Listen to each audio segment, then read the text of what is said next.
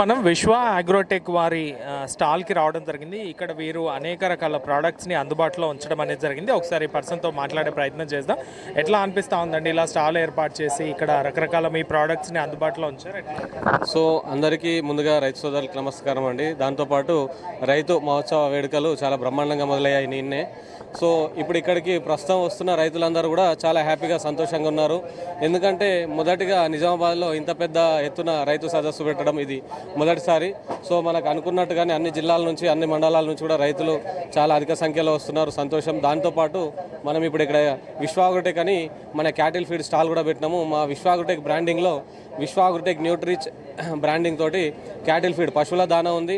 పశువుల దానాతో పాటు మన దగ్గర ఇప్పుడు ఈ సేంద్రియ ఎరువులు మెయిన్ మనం ఎక్కడ చూసినా కూడా ఇప్పుడు ఆర్గానిక్ ఫార్మింగ్ అనేది బాగా అవేర్నెస్లో ఉంది కనుక మనం గత 3 సంవత్సరాల నుంచి రైతులకు సేంద్రియ ఎరువులన్నిటి కూడా మనం సప్లై చేద్దామన్న ఉద్దేశంతో మన దగ్గర విశ్వాగ్రోటెక్ న్యూట్రిచ్ బయో ఎన్రిచ్డ్ ఆర్గానిక్ మాన్యూర్ అనేది కూడా డెవలప్ చేస్తున్నాము. దాంతో ద్వారా కూడా రైతులు బాగా అట్రాక్టివ్గా అవుతున్నారు, రిజల్ట్స్ కూడా బాగున్నాయి.